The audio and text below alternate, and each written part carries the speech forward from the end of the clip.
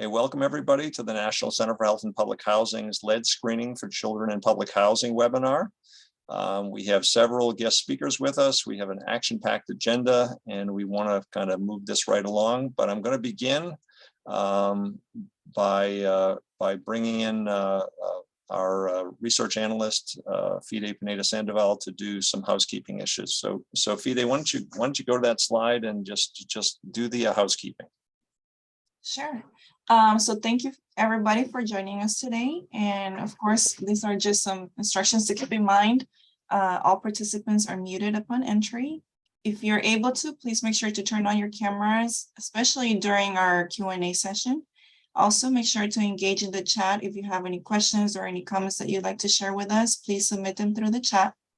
Raise your hand if you would like to unmute at the end of the session as well during our questions and answers session. The webinar is being recorded and the slides and recording link will be sent via email within a week after today's session. Good. Okay. Thank you, Fide. Next slide, please. Okay. The National Center for Health and Public Housing is dedicated to improving health outcomes for residents of public housing, and we do that through a combination of training, technical assistance, research and evaluation, outreach, and partnership building. The National Center is a grantee of the U.S. Department of Health and Human Services, Health Resources and Services Administration, but the opinions expressed today are those of the National Center and not necessarily those of HHS. Next slide, please. Our agenda today is an important one. We're going to focus on an overview of the health implications on lead hazards, followed by an overview of the Office of Lead Hazard Control and Healthy Homes at HUD. We'll talk about lead safe housing rule and a number of other initiatives and programs that HUD has in place. Then we're going to hear from the DC District of Columbia Housing Authority and kind of talk about what's actually going on at a real life rubber meets the road housing authority and how they're handling issues around lead. And then we're going to get into a panel discussion Q&A, and we hope that during the panel discussion Q&A that we will get active participation questions. You can ask your questions in the chat, or you can actually, if you just raise your hand, and we can actually have you come on live if you'd like to ask your question verbally. Next slide, please. Our speakers today are an august group. We have Jose Leon, who is the Chief Medical Officer of the National Center for Health and Public Housing.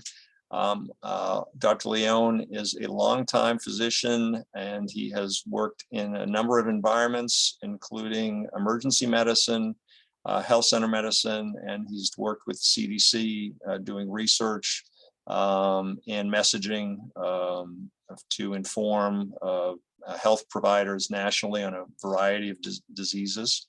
We look forward to his remarks. Next, we have Bruce Haber. Bruce is the director of the Program and Regulatory Support Division in the Office of Lead Hazard Control and Healthy Homes at the U.S. Department of Housing and Urban Development. Bruce is based in DC, provides program oversight and technical support to grantees and stakeholders. He oversees the evaluation and enforcement of the federal lead disclosure rule in private and publicly assisted target housing, and evaluates lead safe housing rule compliance in publicly assisted target housing. Prior to joining HUD, he was a certified lead-based paint inspector and risk assessor with over 20 years experience, including 10 years as the environmental affairs director in a large public housing authority. He also is the principal training instructor, or was the principal training instructor for certification in lead, asbestos, and hazardous material training courses at a private engineering and consulting firm. Next up, we have John Stringfield, and John is the Senior Vice President for Capital Programs, the Office of Capital Programs at DC Housing Authority. He deals with construction, capital investment, and redevelopment programs. He oversees DCHA's multifamily redevelopment projects and leads a team of over 40 that consists of architects, engineers, and real estate and project management professionals.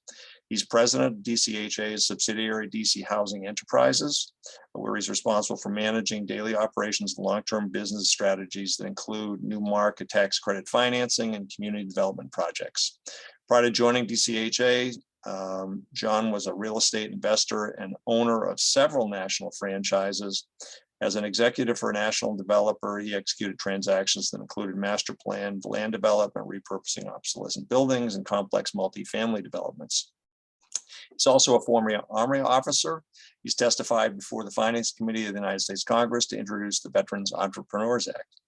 And in his spare time, John also holds a Juris Doctor from Loyola College of Law and is a member of the state bars of Maryland and the District of Columbia, and also is a member of the HAI Group Finance Committee, which focuses on insurance for public housing and housing entities around the country. Also with us is Christine Jenkins. Christine is the director of the HUD field office in the District of Columbia. Christine will not be presenting today, but she's going to join us during the Q&A and the panel discussion. Okay, so next slide, please. And now we're going to kick it off with Dr. Jose Leon. Jose, take it away. Thank you, Bob. Good afternoon or good morning to you, depending on where you are in the country. It's a great honor for me to be part of this webinar. For the last 2 years, we've been very involved in the COVID-19 pandemic and working with community health centers and public housing agencies and public housing residents on COVID prevention and immunization and testing. So it's really necessary to go back to some of the topics affecting public housing residents and low-income populations in the United States. It's also very important to mention that even though COVID has been for the last 2 years the priority, HRSA has other priorities like maternal mortality or diabetes or substance abuse disorders, etc. But sometimes because of all these priorities, we have forgotten just to keep in mind the importance of addressing some of the issues affecting public housing residents.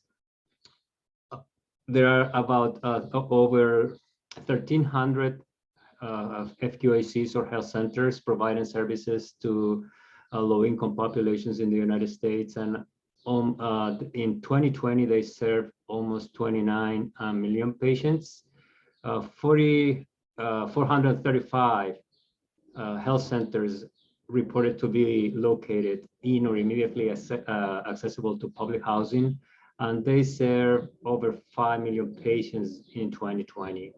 And 107 of these health centers are public housing primary care grantees, and they serve almost 900,000 patients in 2020. Next slide.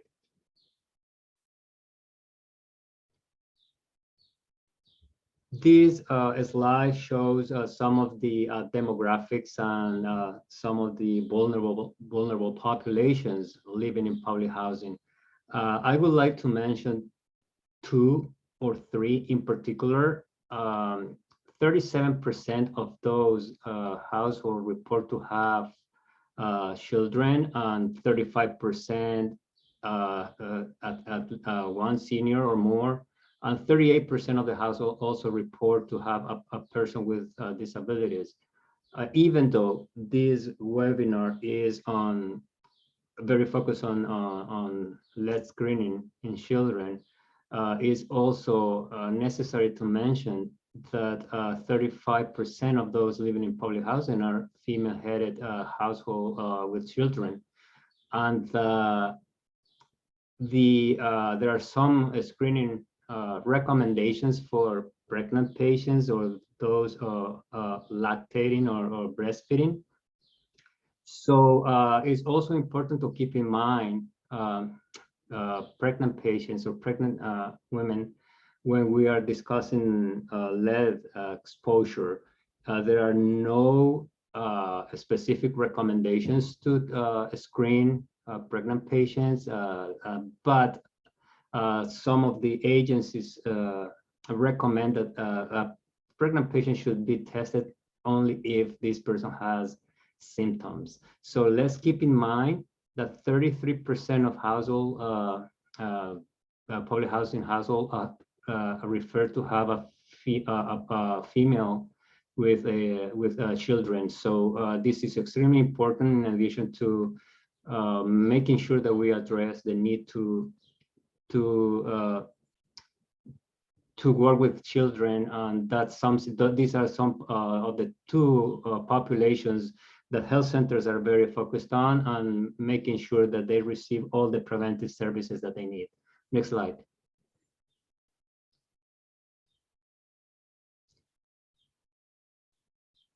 Those living in HUD-assisted or receiving HUD-assisted help, they report to have some, or they are more likely to have some chronic conditions such as diabetes, COPD, asthma, or report to have at least one disability, be overweight, and over 35% of them report to have fair or poor health.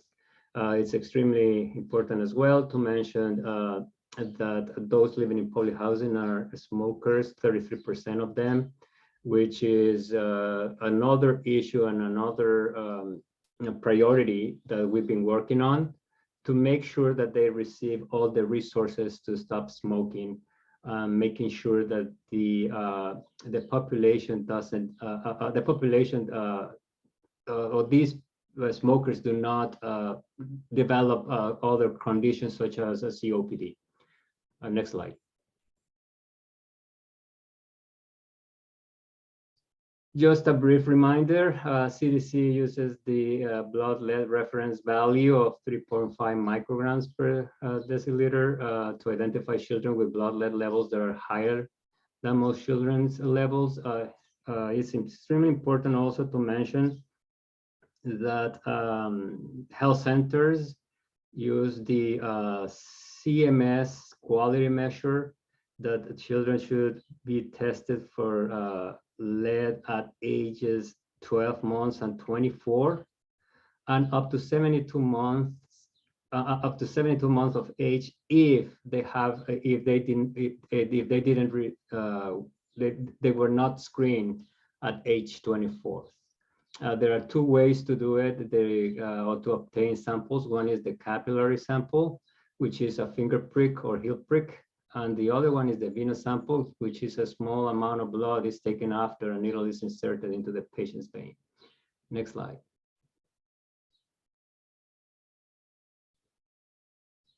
There are some health effects of lead exposure.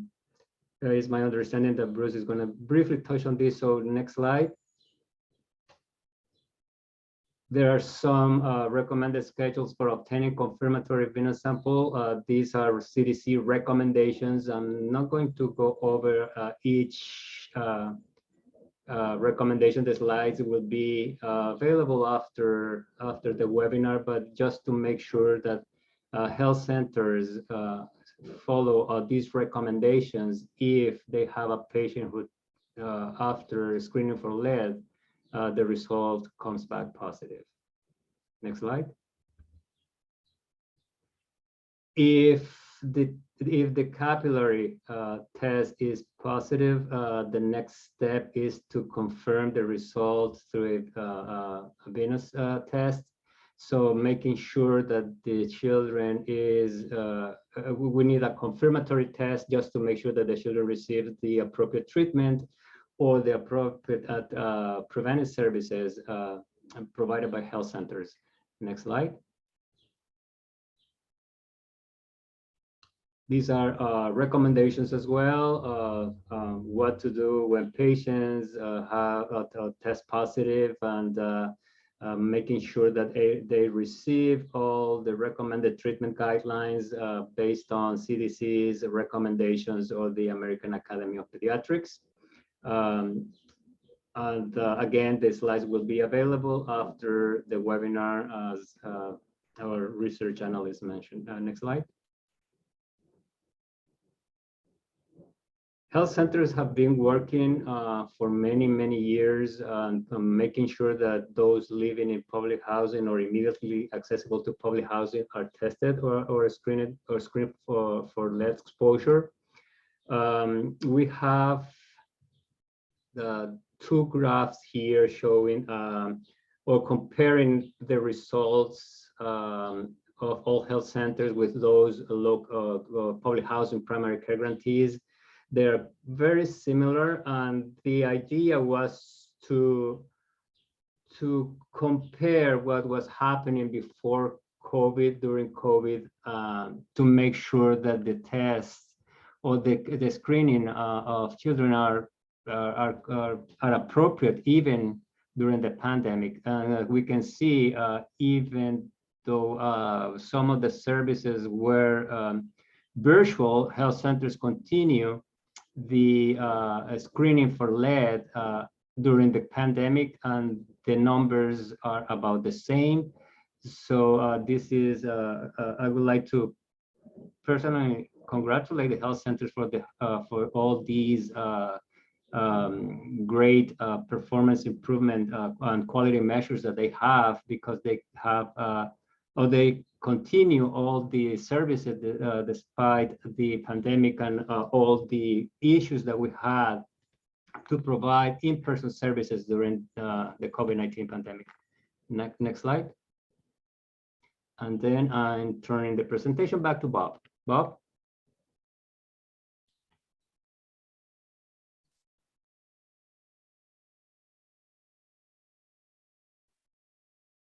I think Bob is still muted at the time, but I could just take over if necessary. Sure.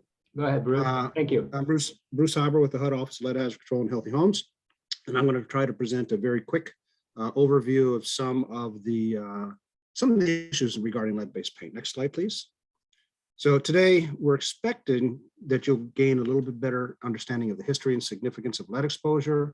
Hopefully we'll be able to reinforce your understanding of the lead regulations that are applicable to HUD public housing programs, but also provide an overview of the testing requirements under the HUD Lead Safe Housing Rule, then translate that testing into the lead disclosure rule, and do a real brief intersection of the Lead Safe Housing Rule and the EPA Renovation, Repair, and Painting Rule. Now, I'm not going to go and read through all these slides. Oh, next slide, please. So we want to define the problem. And just real briefly, because these slides, I have a lot of information here, and I'm only going to pick out a couple of pieces of information. First, lead is a naturally occurring element. And for most children, their exposure to lead occurs in the home. And so the lead exposure remains the #1 environmental threat to American children. And as Dr. Leon had pointed out, there is no safe level of lead in the body, particularly for children under 6. And the CDC has currently upgraded their recommendations for public health actions to be initiated whenever a child's blood level exceeds 3.5 micrograms per deciliter blood. That's a pretty low level to begin that work. Next slide, please. So this is a short history, and I want to point out that lead has been used by humans for over 8,000 years, starting off with the small statue that was found buried in Turkey, and all the way through the time of using it in movable type in the printing press, used in fuel, gasoline, and other stuff like that. And then ultimately we banned it here in the United States in 1978. But believe it or not, lead-based paint can still be bought. It's just not permitted for residential use. So be careful if you have artistic paints or other stuff like that. Next slide, please. So this is a short history. You can see that over the years, lead in paint was quite extensively used. Many, many tons were used in paint in the early part of the century. But as lead in paint was being decreased, we used more and more lead in gasoline. Now, lead in paint remains in our homes, and that includes in public housing authorities that were built perhaps in the 1930s during the WPA and other programs such as that. But by the time we got to the 1950s, lead paint became much less prevalent, but we were adding it to our gas tanks.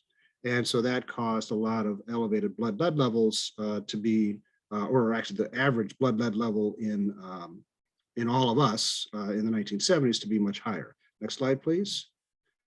So Dr. Leon briefly touched on the health effects. I want to focus on children because their bodies are developing.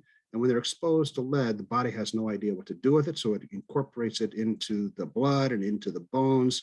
It mimics iron, it mimics calcium. And for the child, it can result in decreased bone and muscle growth, so delayed growth. Can result in behavioral problems, lower IQ, hearing.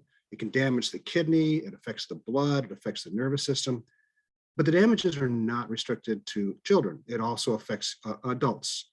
So there's a lot of issues associated nowadays that we identify: high blood pressure, sometimes criminal behavior, attention deficit disorder, and many things that are associated with lead exposure. Next slide, please. So here you can see it's kind of, as we've decreased the amount of lead in our industry and in our environment, how average blood lead levels of children that are tested in the US population have gone down. Back in the 70s, when many of us were growing up, the average blood lead level was around 15, 16 micrograms per deciliter. Today, we define somebody who has a blood lead level of 3.5 micrograms per deciliter as being elevated, an elevated blood lead level. So the average has come down significantly. And you see an awful lot of events took place during the time period to do that. Next slide, please.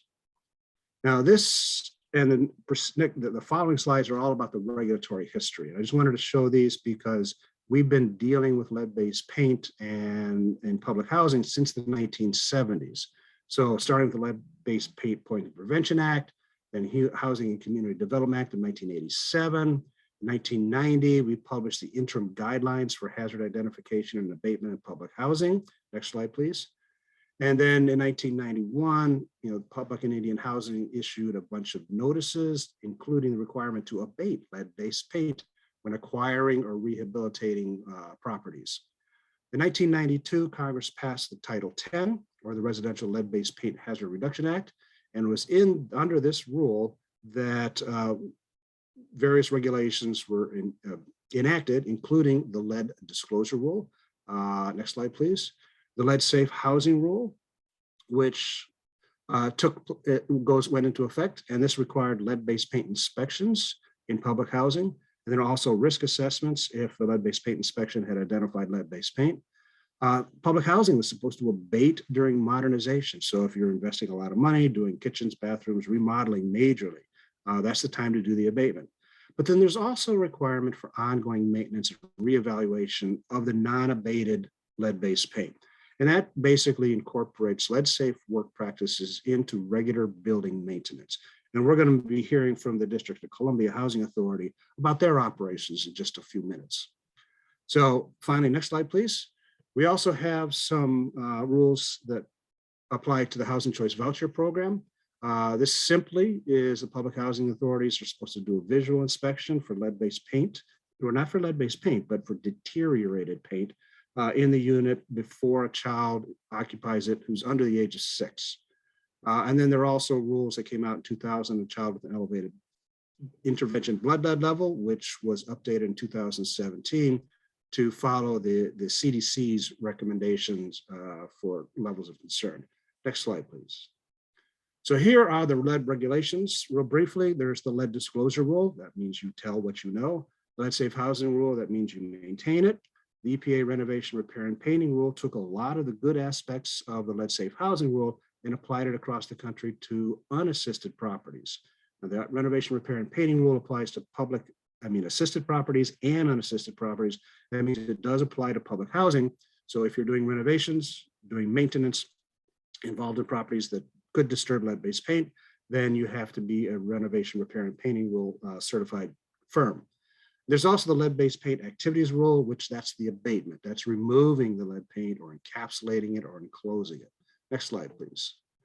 So here's the federal regulations. I'm not going to go into them too much. There is the HUD regulations, 24 CFR Part 35, the EPA regulations, 40 CFR Part 745.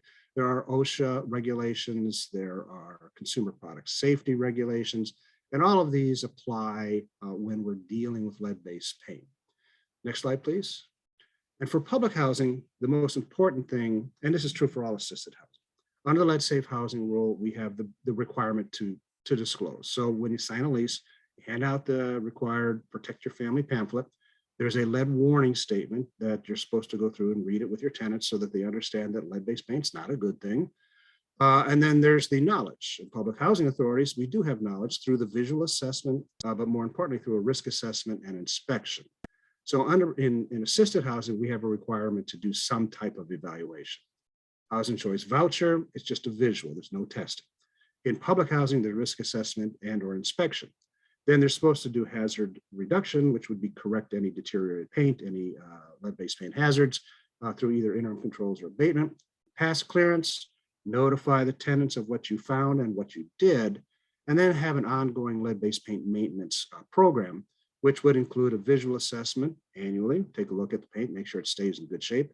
And the advantage is with public housing, you should have the lead-based paint inspection so you know what is lead and more importantly, what is not lead. Because things that are not lead are not, these rules do not apply to. So next slide, please. The type of evaluations that are out there, the most important one is a lead-based paint inspection. The lead-based paint inspection goes through and tests all the painted surfaces and identifies what is lead and what is not lead.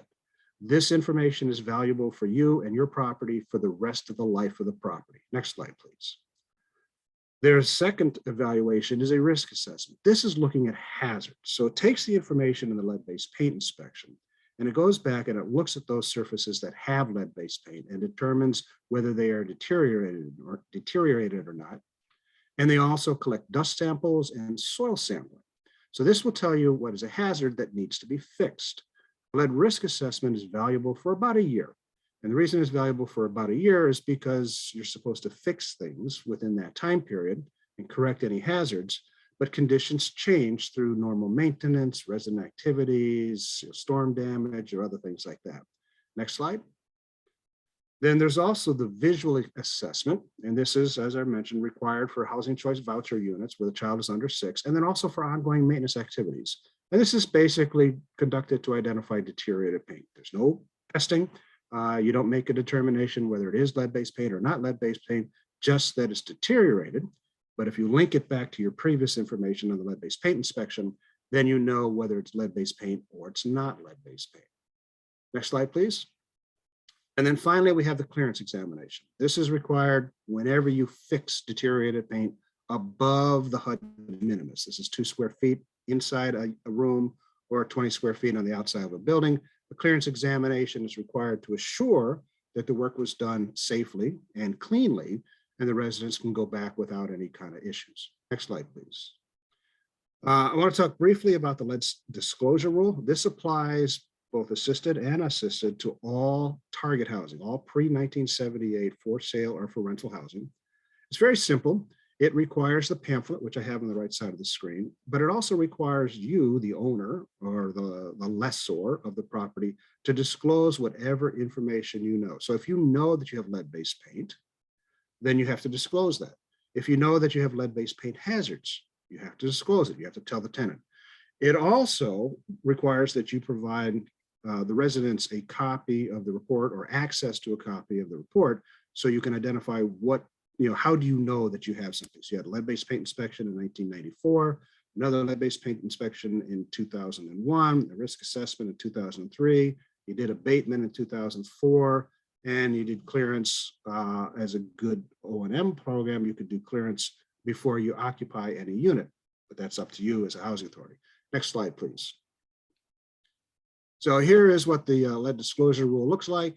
It is simply the form that you have the warning statement on top.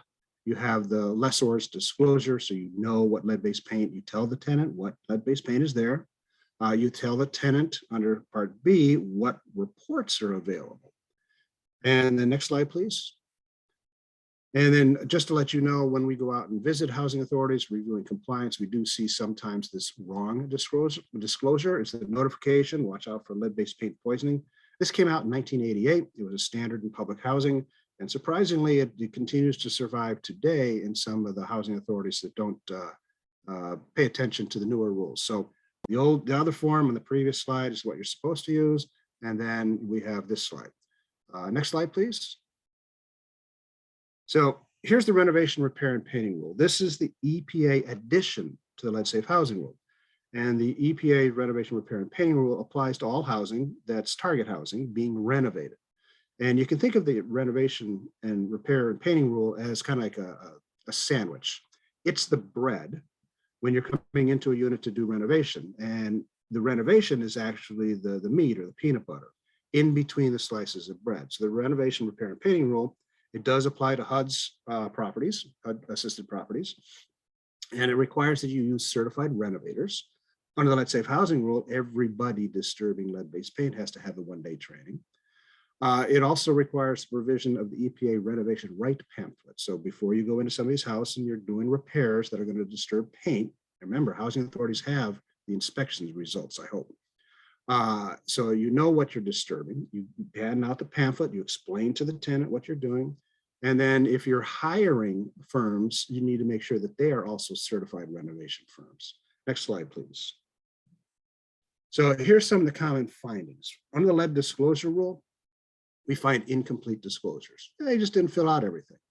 We find the incorrect form, watch out for lead, instead of the current disclosure form.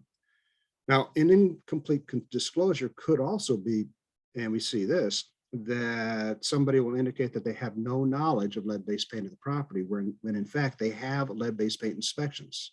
And it doesn't matter if it was done in 1994 or 88 or 2006 or even last week. It still has to be disclosed. Under the Lead Safe Housing Rule, what we frequently find is that we do not have a valid inspection or updated risk assessment reports.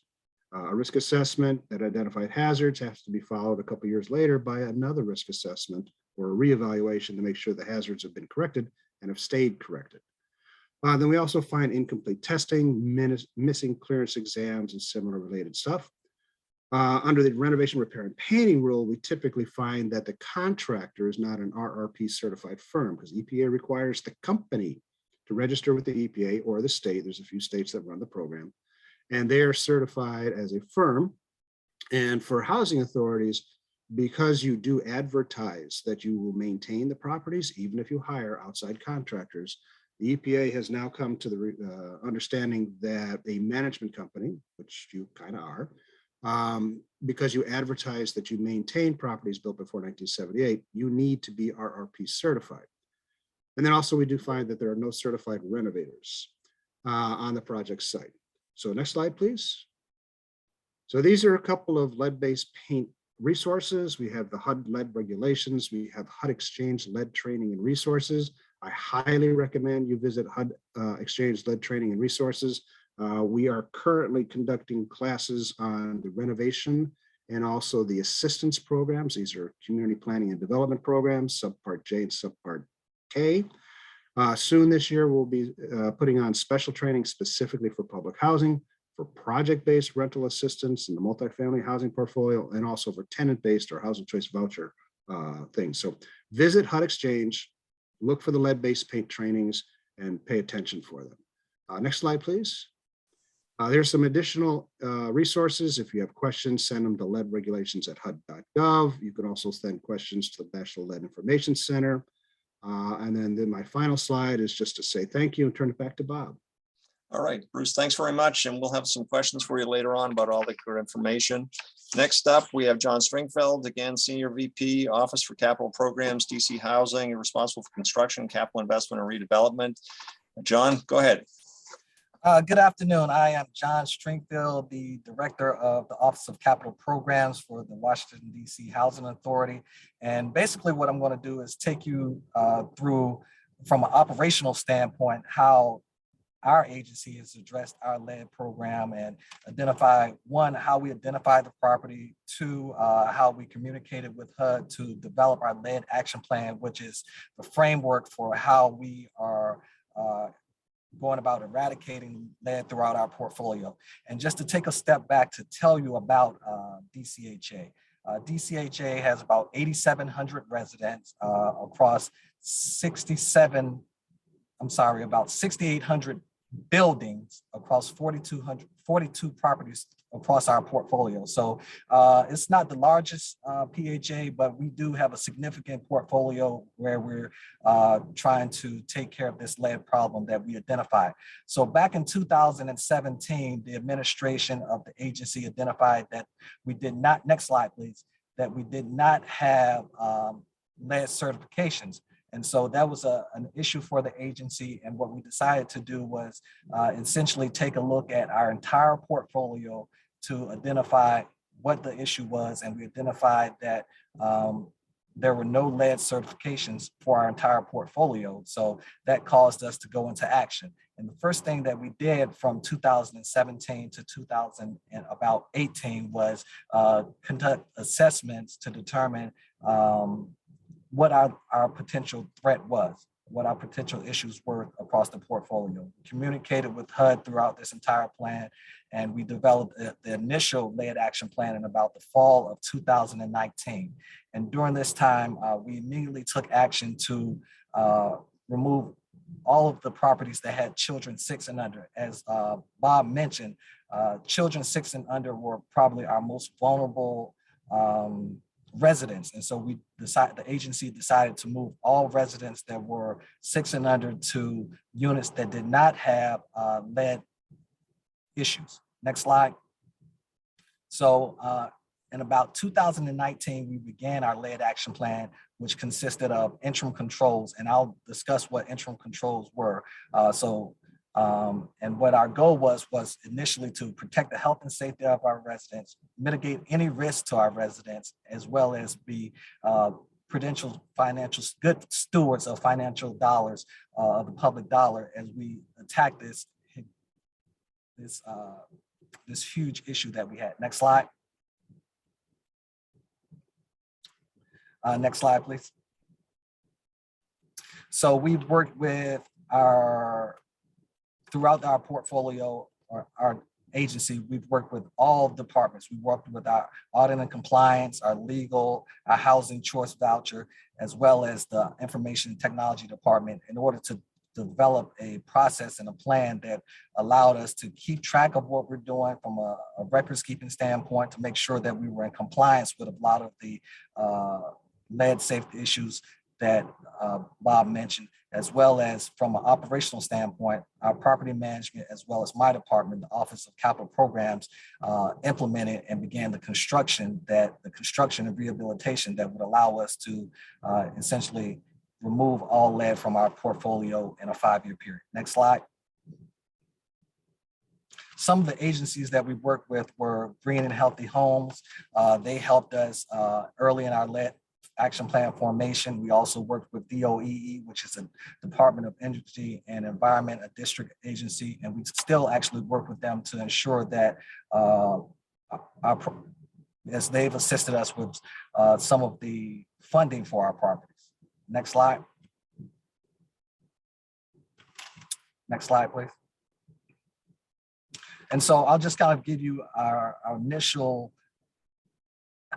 hazard assessment and the type of mitigation strategies. So during this initial assessment, we determined that some properties did not have any lead hazards. Some only had dust only. And with dust only, what we were only required to do were bring in a certified contractor to clean the dust, essentially a wipe down to ensure that there was no dust remaining in the property. Interim controls is a non-permanent strategy where we either paint or provide a special clearance, and there's ongoing maintenance required for interim controls, where risk assessments occur every 2 years, as well as annual visual inspections occur. Abatement is a permanent solution where we either remove the lead issue or encapsulate. And encapsulation is enclosing it in, ensuring that any lead particles do not escape out of their encapsulation. Next slide. So this right here is just a list of our entire portfolio and how, after our initial assessment, where each of the properties within our portfolio landed and what was the measure that we decided to, the strategy that we used to mitigate. So next slide. Next slide, please. And so after about 2.5 years of addressing through either interim controls and or abatement, we have about 15 properties remaining in our portfolio that require either a full abatement or interim controls. One thing I'd like to note that during COVID, we did take a slight pause of addressing interior components just for the health and safety of our residents. And during this, we continued with our internal controls, but we only did our external components. And what I mean by external components are fences or window sills or any items that are on the exterior of the property that may be affected, so that even during the pandemic, the height of the pandemic, DCHA was still working towards accomplishing our goal of reducing all lead through our entire portfolio. Next slide. And so as you can see here, this is just a timeline of where we are on our schedule, the remaining properties, what we have completed, and essentially what we have remaining. And our goal is to be completely free of lead throughout our entire portfolio by the third quarter of FY 2024. So again, we began with our communication and our lead action plan in about 2019 with our approved plan with HUD, and we were given 5 years to complete our plan. And as of today, we are right on schedule to be complete by the end of by the third quarter of FY 24. Next slide. So that completes my presentation. I'll turn it back over to Bruce to finish up. All right. Well, listen, John, thanks very much. A ton of good information. We're going to enter into our question and answer panel discussion phase. So folks out there in the audience, so if you're brave, please, raise your hand and we can perhaps recognize you and allow you to ask your question verbally, which is always nice. If not, you can put questions in the chat, going with that. But while you guys are kind of getting yourselves organized and acclimated to asking some questions, I'm going to just start in and ask if Fide, can we get Jose and Christine on as well on the screen? Can we get their cameras on? Christine, can you jump in? All right. So with us, we've got Bruce from the Office of Lead Hazard and Healthy Homes, and we've got John from DC Housing Authority, and we've got Christine from the DC Field Office joining us, and we've got Dr. Leone joining us. And I'm going to start with Jose, and I'm just going to ask, because Jose, when you started out, you were talking about the whole process of screening. And so since we've got a kind of a mixed bag of an audience of health center folks and housing folks, Jose, regarding screening, is it something you mentioned that in some cases you only need to screen if somebody's symptomatic, but do you go along with that? Is there any harm in having somebody screened who is not symptomatic? And any other thoughts on just, for our providers out there and anybody else, just to make sure that people get adequate screening? Great question, Bob. I can talk about what health centers are doing, and specifically the quality measure for health centers is to screen children 9 to 72 months of age. And if any of the results is positive, they need to confirm the result. There are other organizations that are not recommending screening children unless they have any symptoms. The USPSTF, for instance, is not recommending screening unless the child has some symptoms. There is no harm, to answer your question, there is no harm to screen. These are very simple blood work, that you can do, but based on the recommendations for health centers, they have to follow some of the requirements and some of the Medicaid quality measures that you have to screen for lead exposure at ages 12 and 24 months of age. And based on that, if you need to have two results, and if there is if you identify a child who has only one result, you can screen for lead exposure up to the age of 72 months. But again, I mean, to answer your question, there is no harm of any kind if you want to screen for for lead exposure. And the other thing that is important to mention is that there are some recommendations about using a survey or a questionnaire. That is another one, and it will depend on which organization or agency you are consulting. Sometimes they say no, others, like some state Department of Health, are recommended, and they have on their website some screening questionnaires. And it will depend on where the facilities are, where these children live, etc. But to follow up, to answer your question, no, there is no harm. And second, health centers need to follow the screening recommendations that they have to report to HRSA every year. Thank you, Jose. Appreciate that. Christine, you are the kind of in charge of the field office in DC. So if you could just talk kind of briefly about the area that you cover, and I guess some of the priorities for the for HUD's DC field office relative to lead abatement and control. Yes, thanks, Bob. And definitely HUD has a number of priorities as it relates to how, the needs that are out there in our public housing and our house and choice voucher community. As we often like to share, we have oversight of between 3,300 to 4,000 public housing authorities.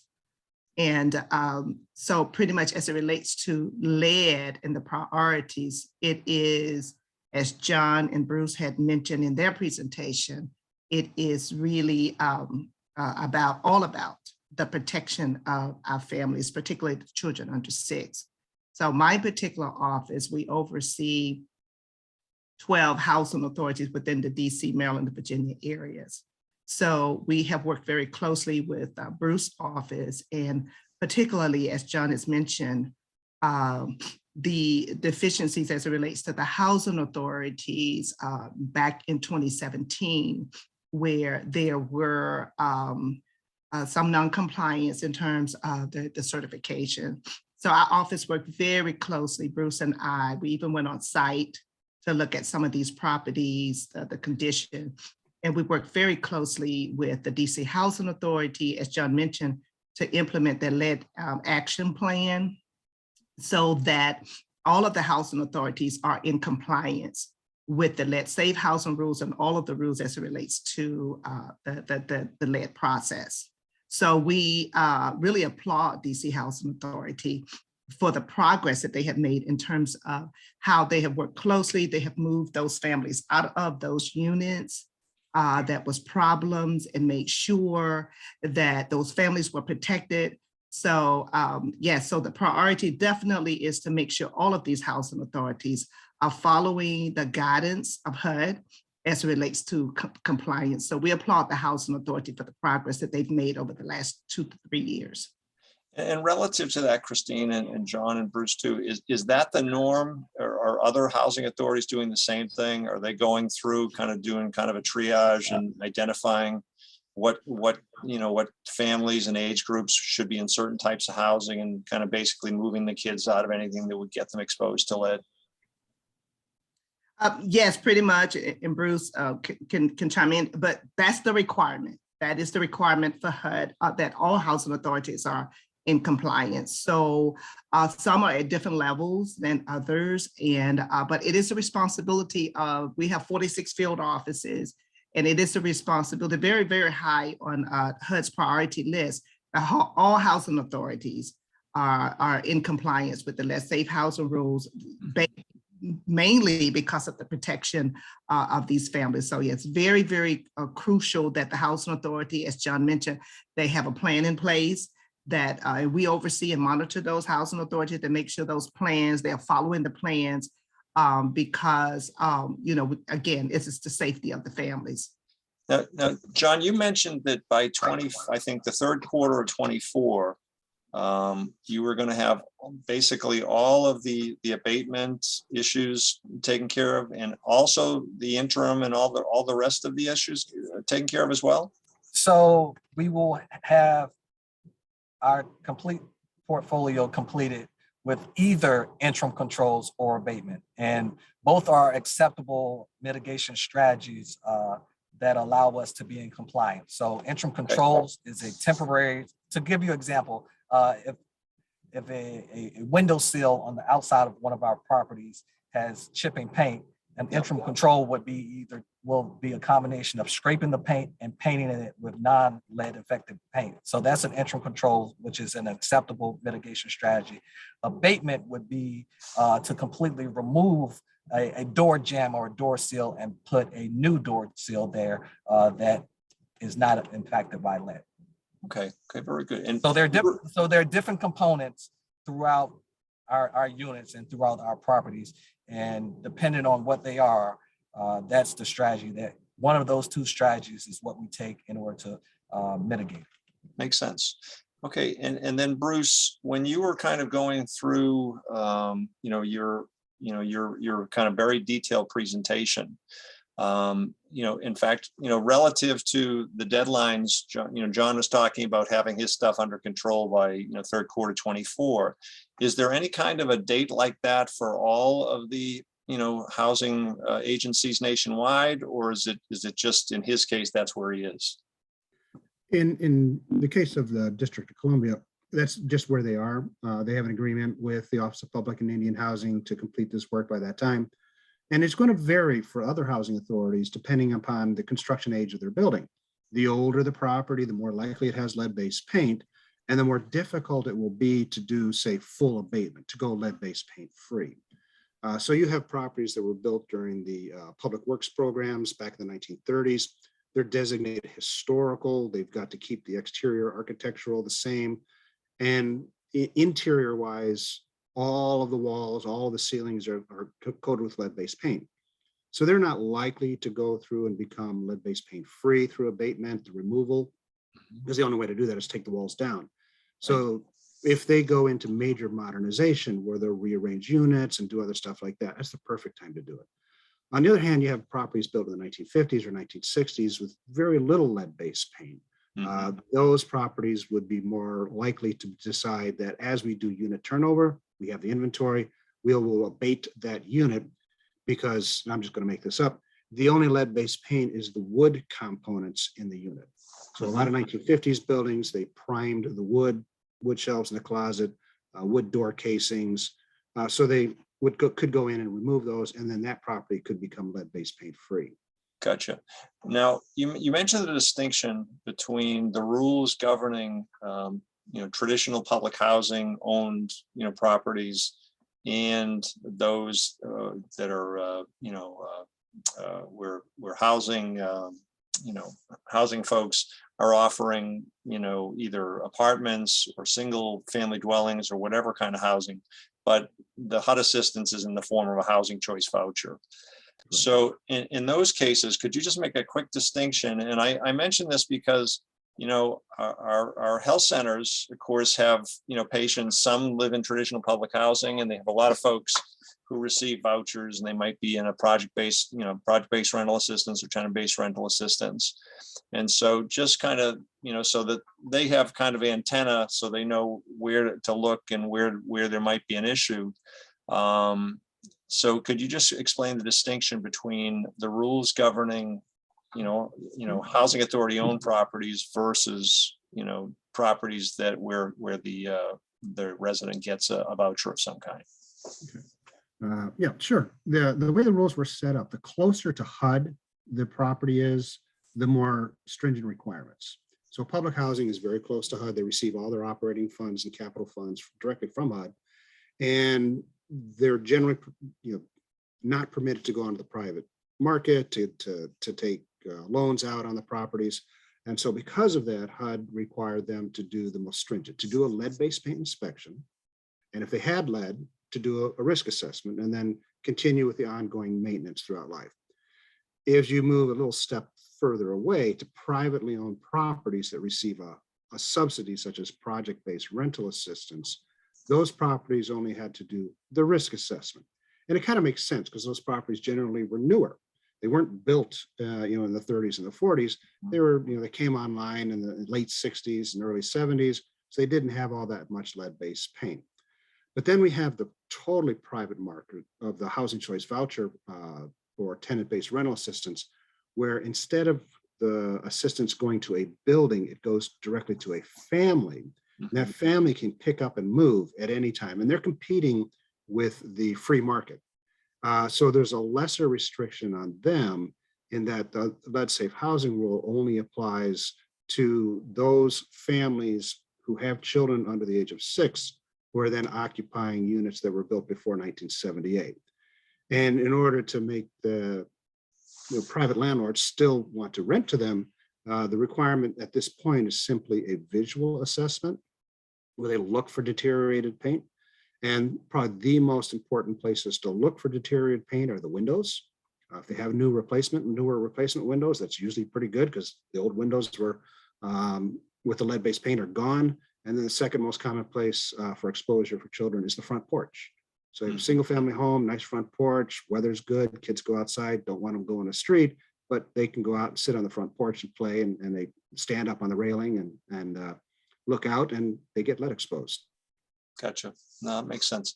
John, when you were talking, you talked about, as part of the risk assessment, you talked about dust and soil samples and so on. And I guess, first of all, what's the source of the dust? Is it construction? Is it something environmental? Is it, just something in the region? It's something, it's in the air, where's it coming from?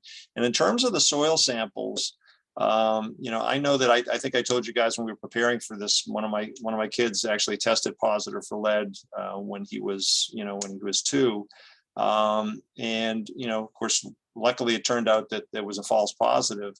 But it turned out that in the park where we went in the city, at that time there was lead in the soils. So I'm just wondering how much of that is out there, within the housing authority in DC or nationwide. So John, I'll let you start with it, and then somebody else can jump in if they want.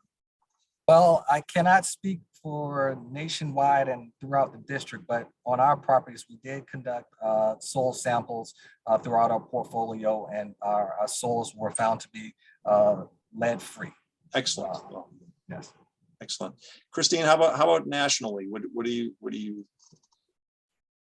I unfortunately, I don't have those numbers, but as I can really state again, because this is very, very important and high on our priorities, we do have that oversight for those 3,300 to 40,000 PHAs where they are monitoring this process, or they're doing those samples and they're just meeting those requirements.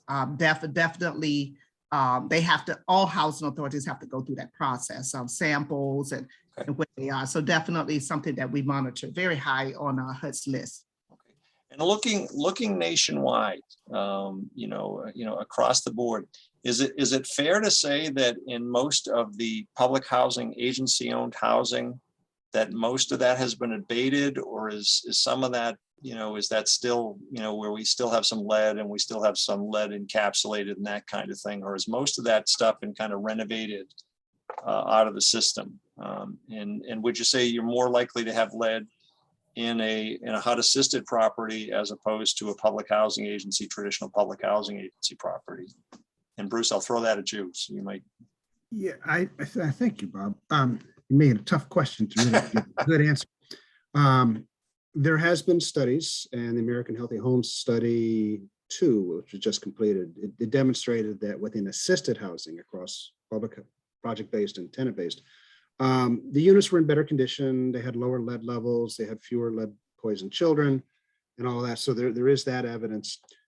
But when it comes to where do we exactly stand in public housing, we don't fully know the direct answer. The more recent a property was built, the less lead it had. The older it has, the more likely it would have had lead, but it may have gone through comprehensive modernization. back in the 90s, and that, depending on what they did, it could have addressed a lot of it. In my experience, coming from a former large public housing authority and working with a lot of other public housing authorities, most of them did in the 1990s encapsulation. Okay. Encapsulation is an abatement method. It was done on walls and ceilings. Testing equipment has gotten better. So from my experience, we did abatement through encapsulation on a lot of surfaces that didn't have lead, but they were in the inconclusive range. So that was just all part of the process. But encapsulation is designed to have a 20-year lifespan. Mm-hmm. And an abatement process is considered permanent, but with just a 20-year lifespan done in 1995, we've exceeded that 20 years. Okay. So it's, is it being maintained? Has it been maintained? Is it holding up? That's going to be dependent on the individual property and sometimes the individual unit, because a water leak could destroy the best work that we could ever do. Mm-hmm. Okay, and Jose, we're really down to the wire here. So Jose, I'm going to let you close this out. I'm going to say first, folks, please complete the evaluations. It's important for us to understand what we did right, what we did wrong, and what would you like us to do next time. But Jose, based on all you've heard from our colleagues at HUD and DCHA, what would you recommend, I guess, to our health center colleagues in terms of how they would look at and, I guess, monitor and test for lead going forward? There is the opportunity to collaborate.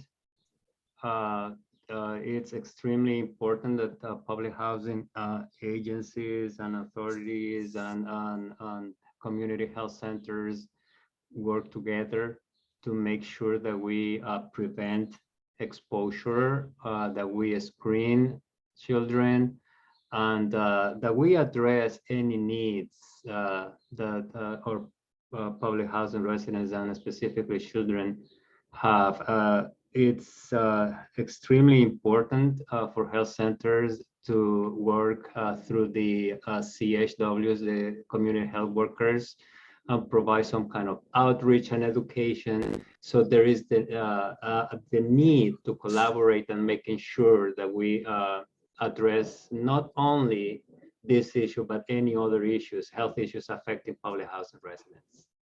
All right, well, thank you, Jose. And thanks to our speakers, to Bruce Haber from the HUD Office of Lead Hazard Control and Healthy Homes, John Stringfield from the DC Housing Authority, and Christine Jenkins from the DC Field Office of HUD. Thanks so much for all your input and your time dedicated to this, and for all the good work. It sounds like really you make a lot of progress. And things seem to look really good in DC for the third quarter 24, and hopefully your colleagues nationwide are keeping up to that standard as well. So take care, guys, and have a great day. Bye-bye. Bye-bye. Thank you.